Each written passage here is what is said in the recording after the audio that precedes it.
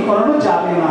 একটা মারোয়ারি তাকে যদি বলি এই ঢোন্ডার মলটা চান্দার মলের বাড়ি কোথায়, তারা রেফারেন্সে দেখায়। আমি যতবার জিজ্ঞেস করেছি পাথুরে ঘাটায় গিয়ে মালাপাড়ায় এক খেলা ঘোষের বাড়ি কোথায় একটু দেখাবে, প্রথম কথা কেউ তো বাঙালি নেই দেখাবা, কাউকে ছোট করছি না, ওটা আমার কাজ নয়, কিন্তু আমি যা বলি ভীষণ স্মুথ, যা বলি সবাই বোঝে।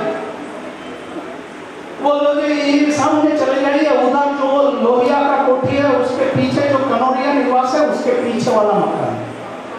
এইভাবে যদি আমায় খেলা ঘোষের বাড়ি চিনতে হয়, যতবার জিজ্ঞেস করেছি ভবানীপুরে গিয়ে যে नेताजी सुभाष चंद्र बाड़ी একটু দেখে, ও जो फोरम मॉल के अपोजिट में वो पीला वाला मकान है वो वाला।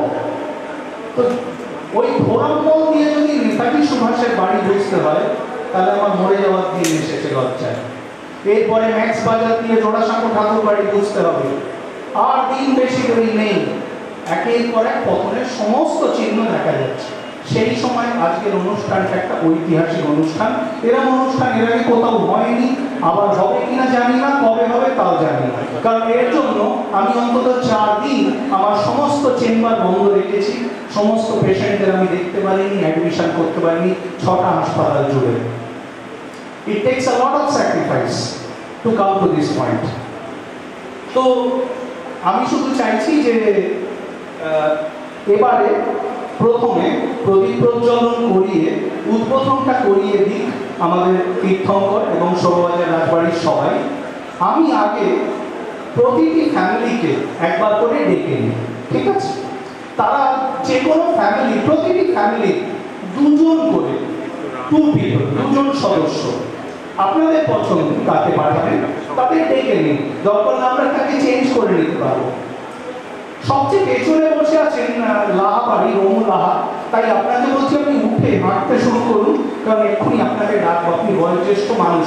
যেহেতু শোভাবাজার রাজবাড়িতে হচ্ছে তাই সবার আগে শ্রীমতী বৌরানী, ওনাদের বাড়িতে সবচেয়ে সিনিয়র মায়েরা যারা বিবাহিতা তাদের বৌরানী বলার অপূর্ব সুন্দর রেওয়াজটা আমার ভীষণ ভালো লাগে।